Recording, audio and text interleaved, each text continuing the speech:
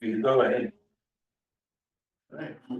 It's January 16th at 7:17, and this is the regular meeting of the Wellington, Connecticut Board of Finance, and the meeting is in session.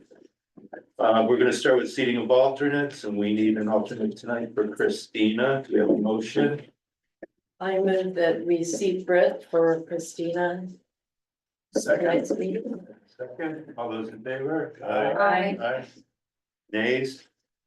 And abstentions? All right, unanimous. Going to start with the approval of the minutes from December 19th, 2024. Anybody have any comments regarding it, edits that need to be made? The only thing I saw was, if it's okay with you, Bruce, on page 2 at the top, it's got an italicized comment from you. I think it needs an introductory clause, because what we were talking about was the 990s not being filed by the fire department for with the IRS. And then another subject about OSHA. And then it says you recommended that Chief Morse speak with the accountant. You were talking about a third issue that we chatted about briefly. So I think it needs a clause in a separate issue between the IRS and the fire department. Mr. Lawler recommended, blah, blah, blah. Because that was the one where the account number was, or the tax ID was transposed. Remember that? And you suggested to them that they contact the IRS to see if they waive penalties. Yeah. Is that your memory? I just remember the online. Yes. Is that correct? Yes. Okay, so that's the only change I would make.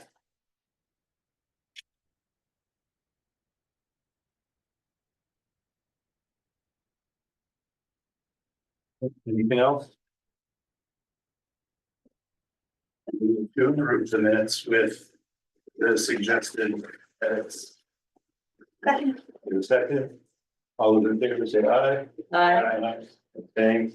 One abstention, 2 abstentions. Next, present to speak, public participation is desired and encouraged. Speakers will be limited to time and appropriateness of comments to maintain progress. Stay on topic and maintain the quorum. Do we have anybody here for present to speak?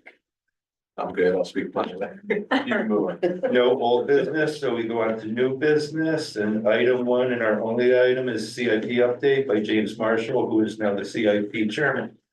Thank you, everybody. Thank you, I appreciate you having myself, and I guess on behalf of the CIP committee in early in the season this year. Admittedly, I wasn't expecting to be the only agenda item today, so we'll go into whatever detail you guys want, but the goal, or at least the thought process being that we usually come into Board of Finance very late in the process when the discussion has happened. And the plan is ready to be established. And what I'd like to try to do is, I guess, engage, similar to what we did recently. We met before the Board of Selectmen and kind of went over last year's plan as approved and kind of highlighted where things stood looking ahead to this coming year. I think it was informative, and it was Christina and I went into pretty good depth, so we don't need to do a line by line on the plan unless I guess you guys want to again today. It's probably worth a watch, but my hope was to be able to at least present where things stand as they did at the end of last year, what changes we see coming from a big picture perspective, and then answer whatever questions you have heading into the season. With the goal being as much communication and collaboration as we can get heading into this, both from Board of Selectmen, Board of Finance here, and the community to the greatest extent we can get those outreach and get people to attend meetings and be aware that the season is underway again. We feel the better off everything's going to be. So I guess with that said, I'll start just to give you a little update on where we are in the process. We did get a late start with the transition this year, and just understanding who was getting word out. Word had not gone out to the various departments until a week and a half ago. We are scheduled to have all of the submissions back from the departments by Tuesday. They started coming in today, as is the case. I think every year they have a tendency to trickle in at the last minute. We did, at the end of last year, send out an informal survey to departments to get people thinking about what their long-term needs might be, what may not be captured in the plan, projects that we aren't even aware of. We did, so I think people are primed for it to that extent at any rate. So that's where we stand in the process. Our next meeting on Tuesday, we'll get a first raw look at that data. And then we have a schedule set up for the next 4 or 5 weeks. We have all of the departments in to do their presentations and review their submissions, which will give us a good 3 or 4 weeks at the end for discussion, figuring out how the plan is going to look as a 5-year plan. And before we present to you, I believe on March 20th, you're meeting on March 20th, so right before that process for the referendum starts. You'll see the Board of Select. So our next meeting on Wednesday, this coming Wednesday, we have the Board of Education coming in to give us an update on where things stand from this last, from the most recent approved plan. We'll follow that with the Emergency Services Facilities Building Committee and the Fire Departments to get an update on where things stand on that capital project development as well as their equipment needs. Then Public Works, Board of Selectmen, and then everybody else. So we are aware of, we know we're getting some additional requests in this year that we haven't seen on the plan yet. The Senior Center has a number of projects coming in. They have not been submitted yet. So there'll be some new items for the Senior Center, which are not captured on here now. Land use we got today. It'll show up in here too. But things like the plan of conservation and development, that needs to, funding for that is going to need to start happening, so that'll show up. The Selectman's office, we're anticipating some significant year 1 requests for engineering on some of the roadway projects that we've received award for grant money for, the Liska and Schofield Road. Well, Village Hill and Schofield. I always get those mixed up. Schofield. Village Hill and Schofield, yeah.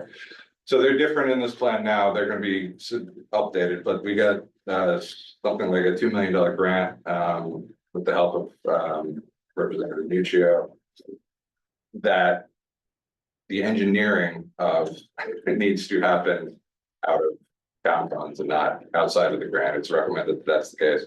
So it's doing about $500,000 to be able to capitalize and use that $2 million in grant funding to start that road work and get as much as we can get done in a $2 million spell.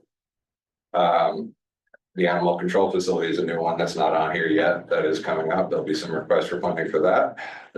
It is steep grant, so it's a 20% match. The Selectman's office is working on that. We haven't seen that submitted. I don't know fully where that's going to go. As well as a number of other smaller requests. So there's going to be we're looking at a year 1 outlay that's got a number of new items that were previously uncaptured. Beyond that, I'm going to go down the list and just give you broad strokes. The Board of Ed, they have, since when this plan was developed last year, I'll just fill you in some of the big picture items. We had a number of projects during our plan development season last year. The QA&M report, or their updated facility assessment, had not been completed yet. They didn't have information. We didn't have values for that. So what was captured and what you'll see in year 1 of your schedule, the first column between the 2 big blue bars, you'll see a number of projects. The roof, HVAC, solar panels are in there. The plan at that time was providing, was funding 1.5, and well, it's 1.375 at the end of it, but providing enough funding to be able to have the funds available to apply and capitalize on potential grants. Those projects, the HVAC grant has not happened. It will not happen because their funding was not released again. The roofs can be applied for at any time, but the Board of Ed is working on a comprehensive, they've received an updated facilities assessment, and I don't want to get ahead of them, but they are working on figuring out what their plan is for what is I expect is gonna be a larger need than anticipated. Or at least than what was captured in this plan last year. They have asked preliminarily that their fund request be to hold the funding level that they had last year, with the understanding, with the expectation that it's a significant project of some sort is coming down the line. They're waiting to figure out what they can do with the help of our representatives, and what the community is willing to support. And we'll talk all about that in great detail on when we meet with the Board of Ed on Wednesday. So that'll change, or the way we approach that will change this year. You'll see in year two of the plan, in year one, we had decreased funding to capital projects for the town, because we had increased funding to the schools to try to capitalize on that grant reimbursement, with the plan to flop that in this coming year. So you'll see in year two, line 3, the annual transfer to local funds is back to $1 million, where it was $31,000 last year. And the school transfer was reduced to $500,000 accordingly. I don't know where that's going to fall out yet. What I will say is that we did have a total reduction in capital spending last year by about 3.7%. That really can't happen with where we're at. And quite frankly, to make up ground or even stay ahead of inflationary pressures, we're behind the ball on our increases year over year to begin with. So that's one of the big items. On a positive note, Board of Ed did manage to fund the chimney in year one for $80,000 at an operating budget. So we'll have $80,000 will be released back to the reserve fund today, which is good, or was released back to the fund today, so there's 80,000 still available. That's center, right? Huh? That's center school. Yeah. Okay. Did I say all? Sorry. No, just. Okay. Just a chimney. It was the chimney repair. They were getting moisture infiltration into the building, into one of the classrooms. They were able to do the repair at, I'm told from Phil, at a much cheaper cost than the 80,000 held. So it was done at the operating budget, and this money is freed up again. So Board of Ed is really, my expectation is they're not going to be submitting a detailed list of capital requests to be funded. They're going to be submitting a request to increase the reserve until such time as they come to a plan as to how they proceed and what project it is. Because quite frankly, I mean, I don't want to get ahead of them, but the QNM report has something like it's in the tens of millions of dollars in range in just repairs. In even greater extent to an even greater degree than what the prior school building referendum was. So that's the order of magnitude that they're trying to grapple with, and the CIP is going to have to figure out how to fund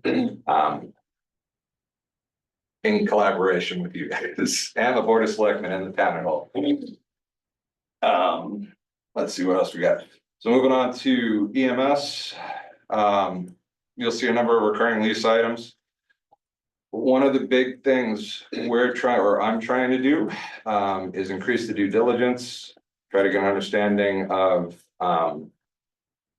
what the needs are from a big picture perspective. So we've been working, and we reviewed it last night. You have that sheet in front of you as well, the equipment replacement schedule. It's a living document. It is just a capture of what we know from the end of last year's plan and what I've managed to get from both Public Works and the departments currently. But I know many of the values aren't, the equipment replacement cost values Sienna aren't current. EMS, like the major fire equipment apparatus, is seeing like 12% year-over-year inflation on purchases. So the numbers that we have, where you're seeing $950,000 and $900,000 for a piece of equipment, those are dated realistically. The one update we did get, the ES11 engine tank 213, we were holding that at 950, just to give you a sense. Chief Moore came in and said there's a 3-year lead time on that piece of equipment, and today's pricing would be 1.2 million. So there is the potential for all of these figures to go up from there. But so what we're trying to do is increase that. You'll see a number of lease payments on the plan, for existing apparatus. The only thing we currently have, we have two. We have a refurbishment of Squad 113 coming up this year. And we had originally had that $850,000, which one is that? Replace R-149 for the hill. That $850,000 truck is scheduled for year 4. Realistically, well, sorry, our year 3 now. If there's a 3-year lead time on that, they actually need it in year 4, we should be planning for that. So there's a number of significant equipment purchases we're gonna have to deal with. Just to talk a little bit more about this, the attempt here was to try to break down, so one of the big things I'm hoping we can do collaboratively is CIP. We don't really have a reserve fund. We have what Fund 04 is our reserve fund. It has $130,000 in it. It functions as a checkbook. It doesn't really function as our reserve fund. We put in enough to it every year to not overdraw the account, based on what we think we want to pay for in any given year.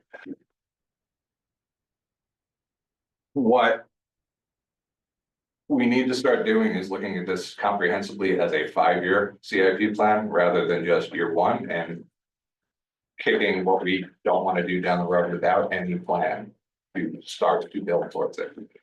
James, sure, it's trucks and apparatus for the fire departments. Who determines that they're worn out? You know, who, with this stuff in our town, it's probably not real high use stuff. So, you know, some of it's old, it's 1991 or whatever, but you see in many small town fire departments when you're right around the country with extremely old equipment. Absolutely. So what is it? It's the departments, so CIP doesn't, we're not creating projects, we're not proposing projects, we're reacting to information provided by each of the So your departments. trust in the information is good. We will verify, well, to the extent that we have, one of the members is part of the fire departments. We're a volunteer board like you guys, I don't have an explicit knowledge on fire apparatus, we rely on the expertise of the departments to give us the information. We ask what we can to validate and ask for pricing. For a lot of these, if they're looking at a piece of equipment 3 years out, we're relying on their informed knowledge that they say it's needed. We're also, what we don't have a handle on here is what I'm trying to get a handle on, because we haven't previously, is the impact of lead time on year of need and pricing. Is if something's 3 years out and we keep kicking it down another 3 years, you And know. nobody holds pricing over them. Exactly. So the other thing we haven't really been factoring in is escalation. That the plan does not, or has not historically looked in the out years and increased or marked up for inflation. What you'll see in this is an attempt to try to understand what the magnitude of need is. Do we think about how this will fit in when they're asking for equipment or the potential changes that may go on with the stations? That's how many fire departments we. These are all things I wanted to bring up early, hence the discussion here. Okay. So what we can do is react to what they give us. And try to identify at least what the order of magnitude of need is. And it's not insignificant when you look at all of the 40 some odd pieces of equipment the town has here. If we're planning for it, the bottom line is the bottom blue areas here are all of the apparatus combined together, right? So if you start at the top and the highlighted cells at 525, that is the actual cost in year 1 just for the equipment they've identified. If you add, there's no escalation in year 1 because it's supposed to be current day prices. The 10-year rolling average takes this year and averages the equipment values over the next 10 years in that plan. So that 744, 500 average is an average of all of the totals from that year and the next 9. Just to give you a sense of if we're planning, because it varies from year to year, right? If we have a $1.2 million purchase in year 4, that's either going to be a giant hit in year 4 or we gradually build to it. So the effort here is to try to get a baseline for what the level of need is. When you add escalation in, it starts to get significant as well. The next four cells really give you, so this is just equipment. We have some committed recurring obligations already for leases that are in place. That amounts to, I don't know, about $150,000. And the other thing we're working on is Fund 17, that's the ambulance billing. That is an estimate where the finance office is slammed, so we're trying to get kind of a rollback look at what the historic incoming funds has been. We're estimating it at about $175,000, so that is typically predominantly used for equipment. There is a payroll portion of that I'd like this board to hopefully discuss keeping on the budgetary side, because as you'll see here, just the fire apparatus need is significantly, the outlay to maintain the equipment we have now is significantly greater than the apparatus, than the ambulance billings that comes in. If we're taking away from payroll as well, that's just where it's at. But the bottom line is, I mean, we're looking at, when you take all that out, we wind up having like a net annual need just to cover the equipment we have on 20-year, 10-year, 15-year replacement schedules at $800,000 to $1 million, $800,000 to $1 million. Our total capital outlay 2 years ago exceeding like $731,000. That's with the library bond payment. That's with all capital projects. We are that, it's really that, I don't want to say broken, but broken. I'm going to say broken. And I'm not saying this is going to hold. This will be subject to change. We're going to work with the departments and do a detailed inventory as they come in. But we can't plan if we don't have a baseline order of magnitude need to understand. So that's where we're going. We can't make the decisions on what the overarching picture is on, do we need all this apparatus? Is there efficiencies? We can be a part of the conversation in helping provide information on what we're told is the urgency. And understanding what the potential financial commitment is. That is our role. The larger discussion is, if we want to maintain what we have now, then the funding is woefully inadequate. If we want to make changes to that, we can plan for that. We can start to try to plan for that. But either way, there's a significant amount of catch up to get to the point where we can start not falling further behind. And when we have a year like last year where there is a reduction in spending, we're falling even further behind inflation. We're not even keeping up. And it's a harder discussion to have. So with that in mind, we're going to have to make some tough decisions and have, deeper conversations about how to get from A to Z on this. Before you change gear, Yeah, could I sure. just respond to Walt a little bit on that question he had?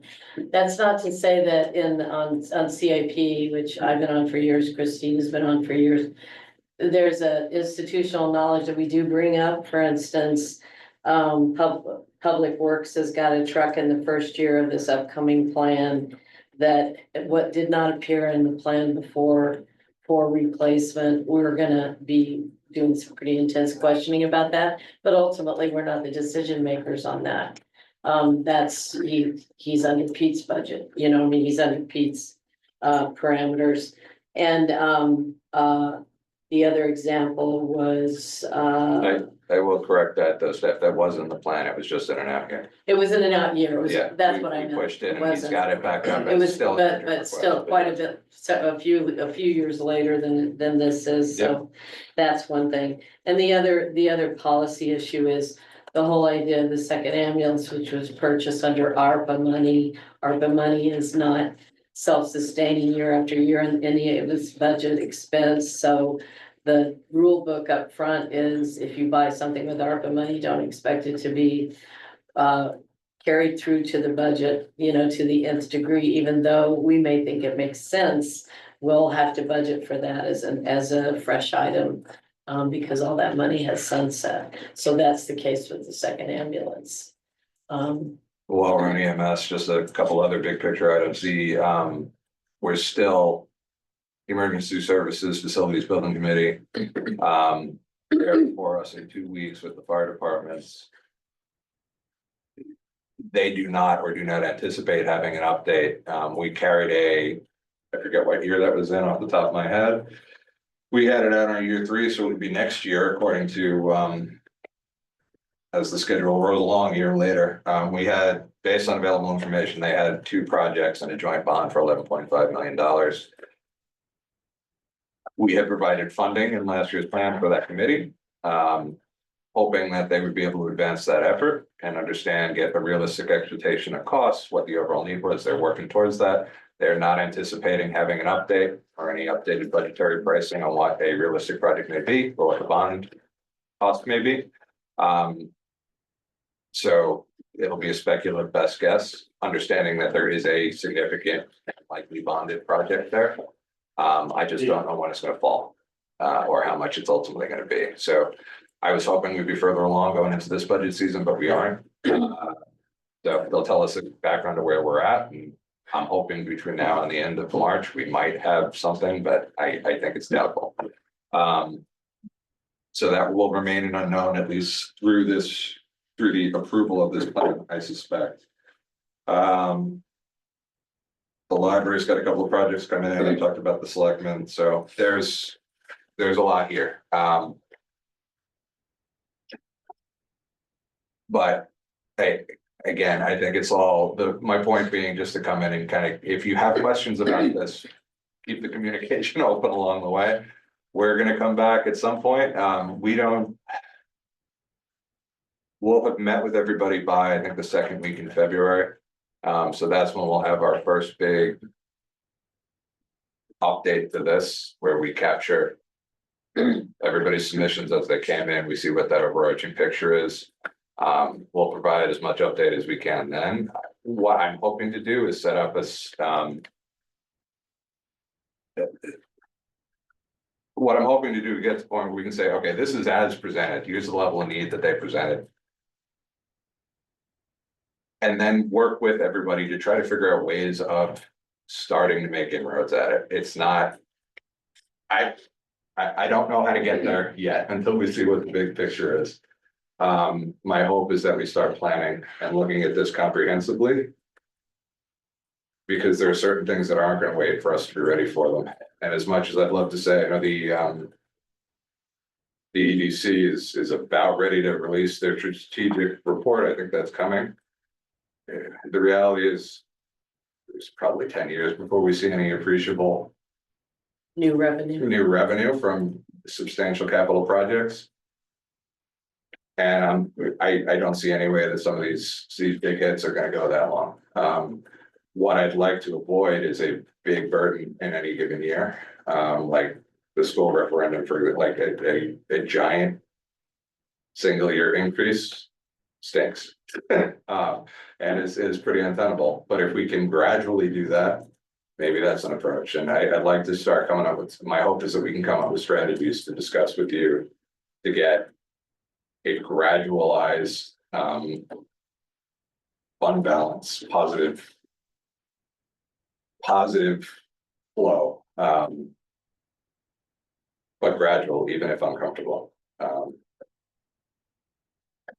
The historic context is we haven't built up capital spending in town for years until really recent years that Christina made a push to have it grow about 10% every year to get that pool up. It had always been right around 400 grand in the, not that long ago, really. Yep. And so there was no pool to sort of expand and grow to handle inflation and everything else that happens, the increasing cost of things, not to mention the big projects we had not addressed yet. Schools, fire departments, things like that. So, and that is a positive advantage, I guess, at this point, because we have a fund balance. We track them separately for the funds for school repair projects and town projects. There is that fund balance sheet, piece of paper with the yellow on top. Fund 04, school projects, Fund 04, general reserve. You go to the end of year. Hold on. Yeah, so the school projects is off because we were anticipating grant funding there. There's 2,375,000 in that account now. At the end of, going into this year, there's 133,000 in the general fund for town projects.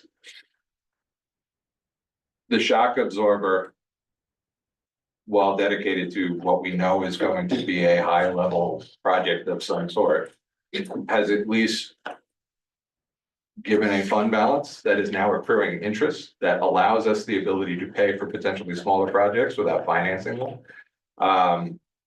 Well, as the school to pay for smaller projects without financing them, or help offset a larger bond cost when we have a plan. From our perspective, and my personal perspective, it's a challenge when we have such limited resources, and I know the Board of Ed is likely struggling with this too. You know, people say, oh, let's just replace the roof. We replaced the roof 5 years ago. Without a comprehensive understanding of where this is going, I'm hard pressed to say, let's spend $1 million out of limited funds when we don't know what the long-term plan is, unless it's literally falling down. So those are what I think from our perspective, we have to deal with a little bit. But again, we're at the mercy of this, if we take the lead of the departments. So if the Board of Ed has a project, we evaluate it, we don't create it. And it's the same across the board. So I'm hoping, ultimately, I just don't want to come here on March 20th. And for this to all be new, or for any of the concerns, you know, to really be addressed. There's a lot of meetings. You guys are meeting weekly for the next 2 months. It's hard to keep up. We're meeting weekly until March 20th, or at least until we approve a plan, which will probably be March 19th. Realistically, you know, so the more you guys can understand this going in,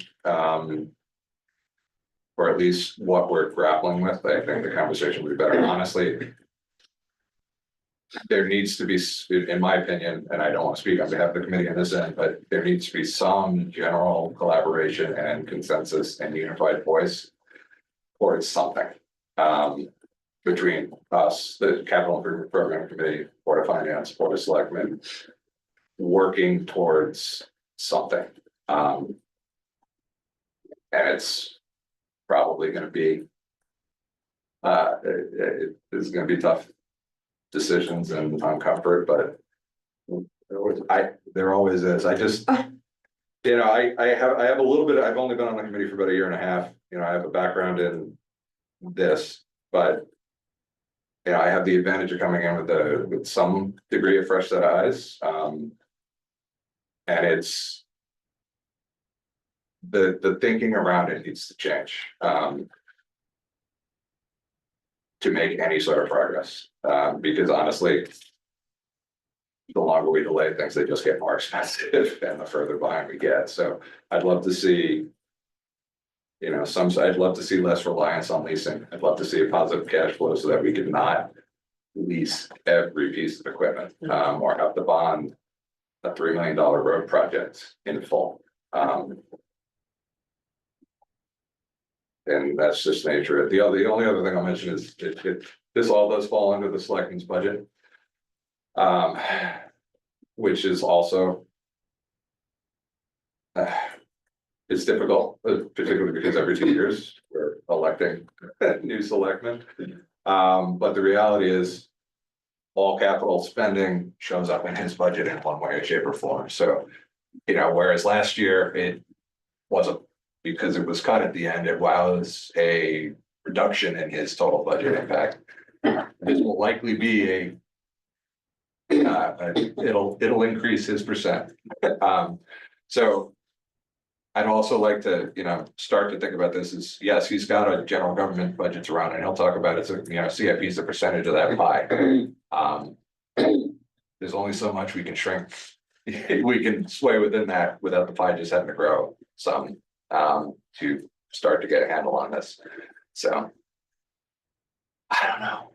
I don't have any good answers for you yet, guys. Today, we need a budget people are gonna vote for. That is true. Right, but for years, we have been going to Yeah. capital and nipping that to get to an arbitrary number. Yeah. And it just has been continued Yeah, for and- decades, well, at least 15 years. And part of that is just getting the knowledge out there, and if we're all, you know, at least. Speaking about it in the same terms, at a minimum, you know, that. Yeah, it's.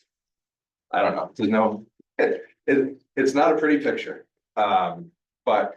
With that said, I haven't worked with the municipality that ever has enough money to fund anywhere near anything. Jim, do you have a sense of, from having worked with different towns, preferably in Connecticut, what the percentage of capital spending is to the overall town budgets or I operating? deal mostly with school budgets.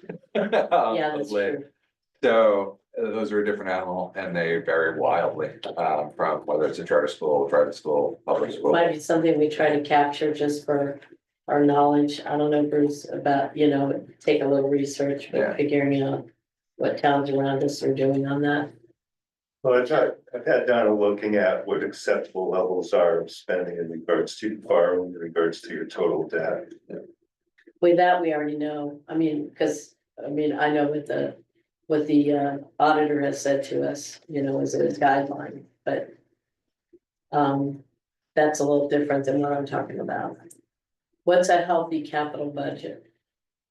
Compared on a town's overall picture. I don't think that's an easy or straightforward answer in all likelihood, because it's gonna vary wildly based on Well, then you gotta decide. so many It'll factors. vary because of Yeah. how people treat it, but it'd be interesting to see how far below the average we are on that share. Yeah, I don't have that answer. I don't have a way of getting that answer for you readily, so. But if we can find a metric, we're happy to compare. So my hope over the next couple of weeks, we'll hear from the schools next week. We'll get an initial look at things. We have some more recent bond cost information from the schools. They had Donna. I don't know what the process was, but Phil shared it. So they have an understanding of what current day financing for bonds. So we'll have an understanding, a better understanding of, say, what how much bond $1 million may actually get us in a slightly better fashion than the 2-year-old data from the school building.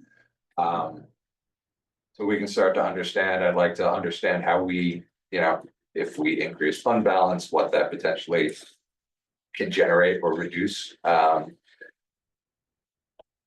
bond needs down the road. How it can stagger or stifle a single year shock to the taxpayer. But I don't know, my initial thoughts are if we gotta just do something gradually. To plan, and not just look at year one. And then next year, look at year one again. So. With that said, if you have any questions. Thank you. Well, I have one suggestion. When you meet with emergency services, as far as all of this equipment goes, Yeah, if you could find out from them what the base price, the mileage for the base price, because somebody had told me a few years ago, a firefighter from East Hartford had looked at requests from our fire department. And that they were ordering, that they wanted models, they had like all of the bells and whistles. So is it with the baseline, you're talking about 30 to 40% of the price of what they had wanted for their trucks, because they wanted everything on, but we're a small town. yeah, so one of the other things, and to get to your point, Walter, one of the questions that came out last night is tracking actual mileage on these vehicles and service life. Hours, Just mileage, said. So that is something, so again, they have been as responsive as they think they can be in the week they've initially had to look at this. With the understanding they're coming in 2 weeks' time and we can get into much more detail. They have been working, some of these things in the out years, what I will say is there is also and not specific to any of these departments. Uniformly, there can be a bit of a sense of ambivalence for some of these when we're trying to get accurate data on pricing, because there can be bidding fatigue, because some of these projects have been on the list for 15 years, and it's hard to get people to price something that they know is not going anywhere, or that there's no commitment to fund. Sometimes it's, refreshing and submitting the same project year after year, and it's tough because there's no ability to make it. There hasn't been a really concerted push to not push it back because we can't fund year one. So we can only provide as much as the information is provided to us, and we can ask for it, and I have, and we will continue to. And I will say Heather and Troy over Public Works were really responsive on this. It was back and forth. They are fairly up to date. As you see it there, the fire departments need much needed additional time to come up with their idealized replacement schedule, but understanding 20 years is probably an OSHA service life on many of these pieces of equipment. The Hill has 4 that are over that 20-year mark already. One's in 1991. That's not to say that it's its time, but it will be its time within the next 10 years, in all likelihood, or at least if we're maintaining everything as it stands. That's where discussions need to come in. Do you have newer stuff with fewer pieces? Do you have, And it may come into a capital planning perspective too, because if there's fewer pieces of equipment, there may be less buildings built. Or one building and a small building, it's so I don't know the answer to that. there isn't. Discussions that need to be had. We have a committee that do that now, so I'm hoping they get there and if they will react. And all we can do is plan for what we know is some inevitable station.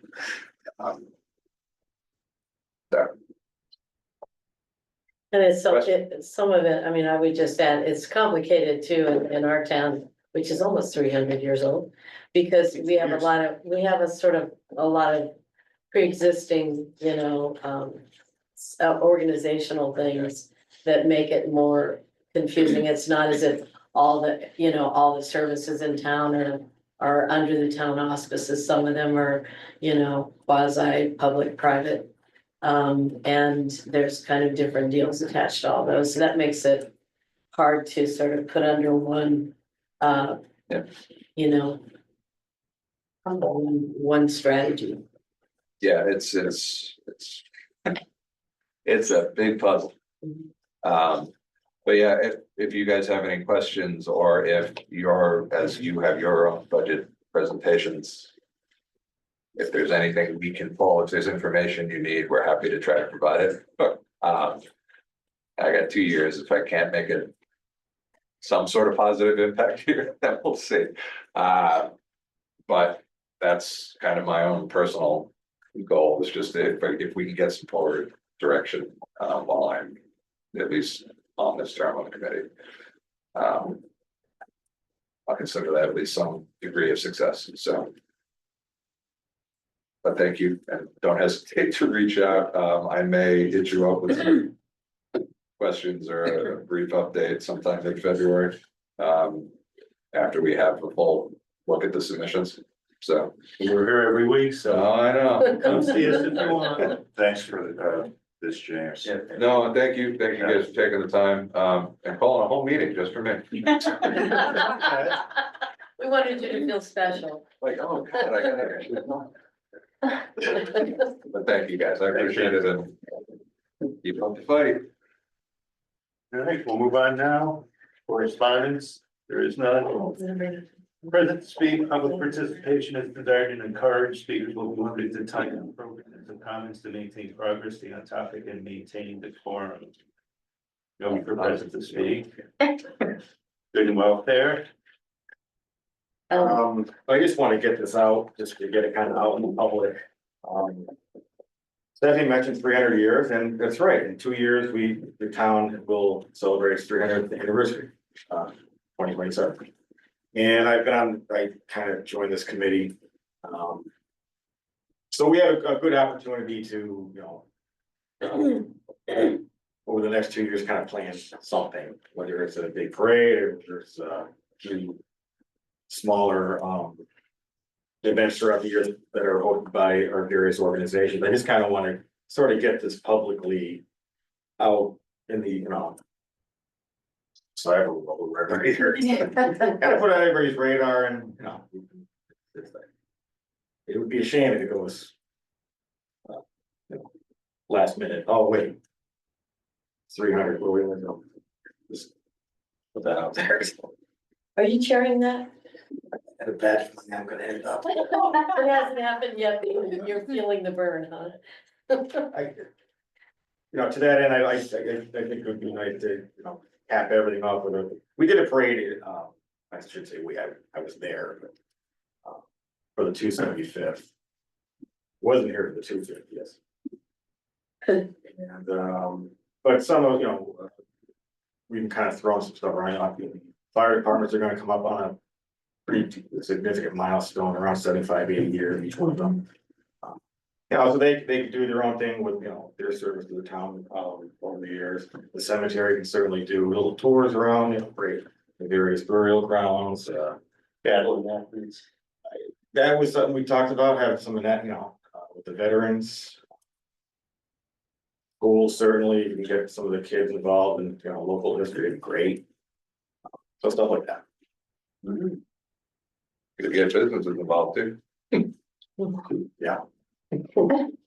Bruce, There's I something. just wanted to mention that I did go, all of us were invited. I went to that Region 19 meeting about budget and everything and concern. It was more of an open discussion. I thought it was gonna be focused on this upcoming budget process.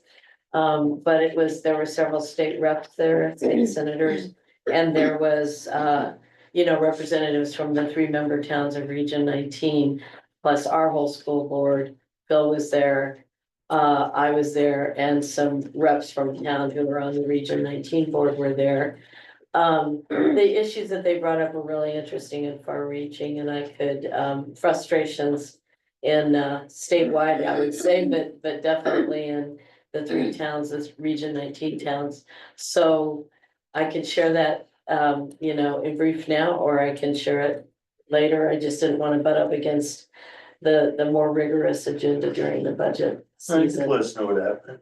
Pardon me? Come on. Okay, well, one of the things they talked about is this has been brought up before, and there's actually a bill about it to somehow, lock in the annual amount that each member town pays Wellington, Ashford, and Mansfield, so that there's not that fluctuation according to how many kids you have in school that year, or that formula that guides it now, which makes some years easier for us to afford in our operating budget, and other years not as easy.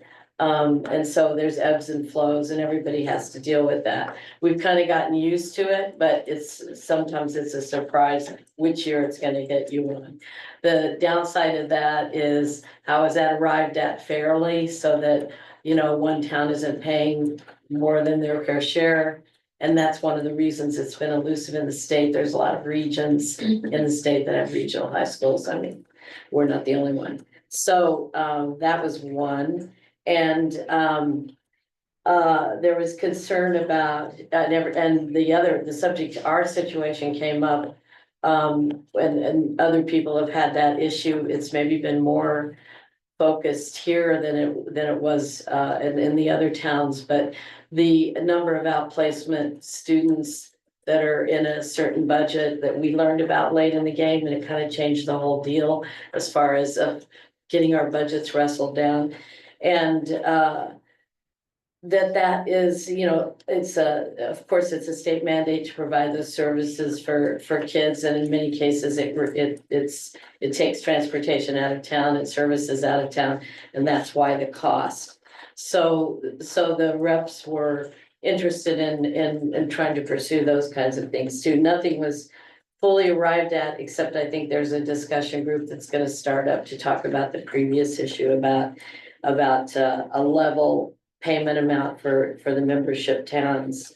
There was also, Mansfield had a big concern about they're interested in statewide policy for free lunches for kids because there's a lot more food insecurity in the towns and they feel that that's crucial to that nutrition is crucial to good learning and that's something that they see as an issue that they need to press for.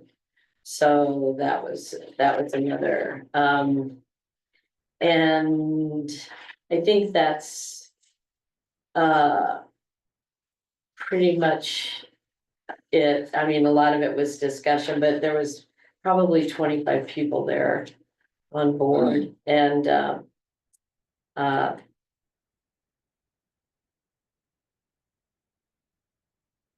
think that's good enough. But I can give you more on it at some point. I might write something for it if you guys want to know. I thought it was interesting because we're not alone. I don't think in what our difficulty was with the last budget season, which was new to us at that level of impact. Yep, a lot of towns went through the same thing last year that we experienced. You mean the same year? Yeah. The same year. Anything else for good and welfare? All right, do we have a motion to adjourn? I'll motion to adjourn. Second. All those in favor? Aye. Aye. Second it. Yeah. I can't, no, I'm not seated tonight, sorry. Yeah. Gotta check Make that. the I'm not, motion to sorry, adjourn. I'm not, Second. sorry, All those in I favor? jumped Aye. ahead, I'm sorry, We're I still gonna wasn't adjourn? seated tonight. No, oh no, we have to stay until the next meeting now. No, I'm just no, excited. to I take just was part, excited. man. Just wanted to make a motion. Oh, I have no idea if you're recording or not. She was the other night. See you. I know. Well, my door's locked. I didn't think I was gonna make it today, that's But funny. he's coming next week. I was thinking that I was going to be, and See if he makes it. Thank you. okay, I couldn't. Thank you, guys, and good luck with the budget season. Thank you. Oh, thanks, Jim. Is he still in his meeting? I did say, watch the Jeff, carpet. is he still in his meeting? I think he's still up there. But then he mumbles on, oh wait, the door's locked, and I gotta. Is this the emergency services back? It's not. Last night? No. Yeah. Okay. Yeah, I just wanted to make sure that I. Just having a meeting, we're talking to somebody about. Hasn't waited. That's why. Yeah. You can only spread them so far. I randomly. Have a good one. So sometimes, you know, Yeah. 3 o'clock in the afternoon, sometimes Have a it's, good you know, night. 2 Have a a.m. good night, everybody.